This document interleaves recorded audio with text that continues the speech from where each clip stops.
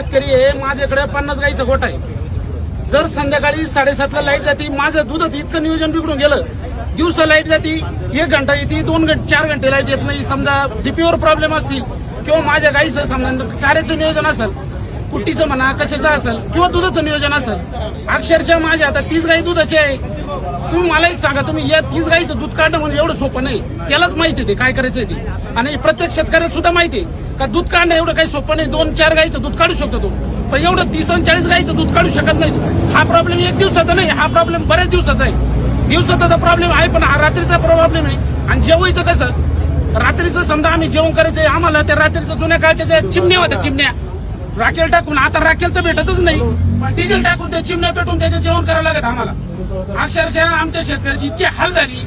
आता ते कसं आहे माहिती का, त्यांनी सांगायचं आम्ही वीज पुरवठा पुरेपूर देतोय, पण खरी परिस्थिती जर पाहिली तुम्ही तर अक्षरशः शेतकरी हा अंधारात जेवण करू राहिला.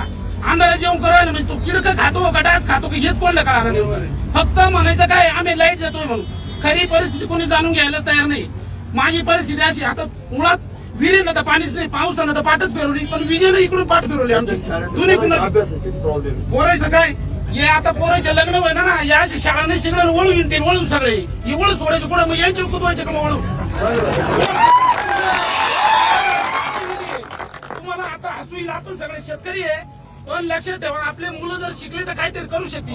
पण जर हे असं जर राहिलं ना, पोरं अभ्यासाला पाठ फिरवतील, काय करतील, चिमणीच्या उजाडात काय दिसायचं, तेवढी घेऊन बसायचं त्यांच्या पुढे आपण. ही सगळे हाल आहे ना या शेतकऱ्याची उराली पूर्ण. म्हणजे आता माझी तर वैयक्तिक, मी माझा 50 गाईचा गोठा आहे, माझी वैयक्तिक एवढी हाल होती, तर इतर शेतकऱ्यांचे किती हाल होत असतील.